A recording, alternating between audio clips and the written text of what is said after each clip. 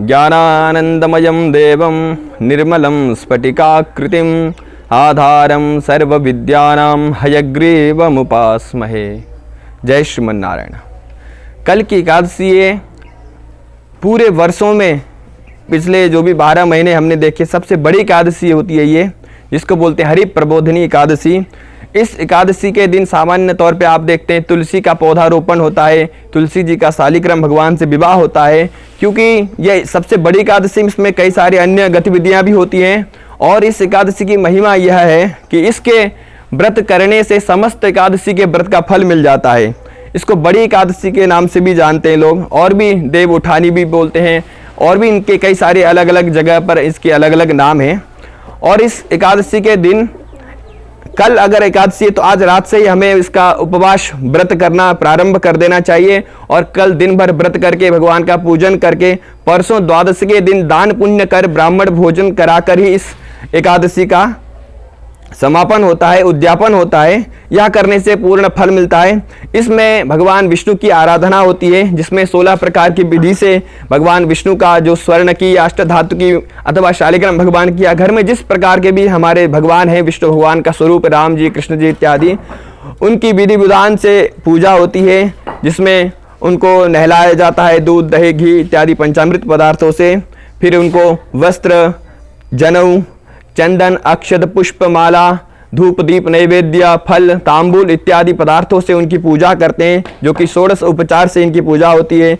और इस पूजा के उपरांत रात्रि में भी व्रत करते हुए हमें भजन कीर्तन करना चाहिए, भगवान नाम करते हुए जागरण करना चाहिए।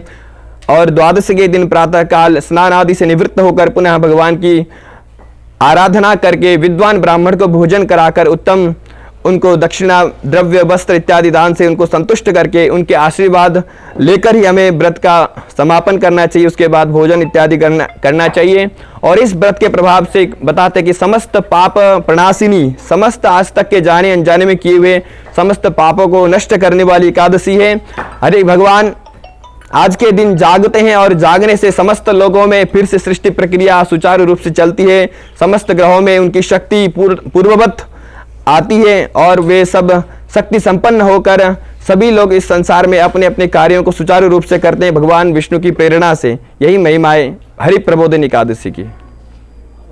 वैसे तो इस दिन में कोई मुहूर्त पूछने की जरूरत नहीं है, अनपूछ मुहूर्त और स्वयं सिद्ध मुहूर्त इसको कहा जाता है। फिर भी अगर कोई देखना चाहे दिन की चौघड़िया, शुभ लाभ, अमृत इत्यादि वेला, तो सुबह 6:30 बजे से लेकर दोपहर 11:15 बजे तक इसमें शुभ मुहूर्त है। उसमें से भी 9:30 बजे अमृत बेला है, सबसे उत्तम बेला है। अगर कोई जाना चाहे तो उसमें कोई भी कार्य प्रारंभ कर सकता है, जिसको जो भी मांगलिक कार्य करना हो अथवा कोई भी देव कार्य करना हो, तो उसके लिए यह उत्तम मुहूर्त है। जी नमस्कार। हमारे जो सनातन धर्म में जो भी कार्य हैं सबका वैज्ञानिक कारण है। वस्तुतः एकादशी का क्या है कि हमारे शारीरिक संतुलन को बनाने के लिए और भगवान में प्रीति बढ़ाने के लिए तो एकादशी का विशेष कारण होता है। क्योंकि हमारे शरीर में कई बार क्या होता है कि हमारा जो शरीर का जो पाचन प्रक्रिया है, जब निरंतर हम भोजन करते हैं तो निरंतर पाचन प्रक्रिया चलती रहती है, तो उससे ये परेशानी होती है कि उसके लिए विश्राम और शरीर को स्वस्थ रखने के लिए जब हम उपवास करते हैं, उपवास यानी जल आदि केवल लिक्विड लेकर ही हम केवल व्रत करते हैं, तो उससे क्या होता है कि पाचन प्रक्रिया एक तो विश्राम मिल जाता है। दूसरा ऐसा भी मान्यता है कि जो एकादशी के जो निर्जला एकादशी का व्रत करने से या निराहार एकादशी का व्रत करने से जो कैंसर आदि जो कीटाणु है, वो भी जो नेगेटिव जो कीटाणु है जो शरीर के लिए जो आवश्यक नहीं है, वो सब नष्ट होते हैं। और दूसरी बात यह है कि जो तुलसी है, तुलसी में सबसे पौधों में से सबसे ज़्यादा ऑक्सीजन देने वाला पौधा हम लक्ष्मी के रूप में तुलसी को करते हैं। और इसमें क्या है कि सबसे ज़्यादा ऑक्सीजन देने वाला पौधा तुलसी को मानते हैं।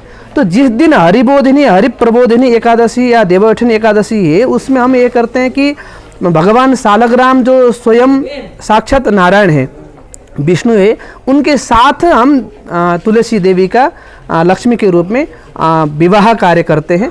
इसलिए कल के विशेष उत्सव को क्या अनुपुच्छ मुहूर्त या स्वयं सिद्ध मुहूर्त बोलते हैं, जिसमें किसी मुहूर्त की या किसी चौघड़ी आदि की देखने की आवश्यकता नहीं पड़ती है।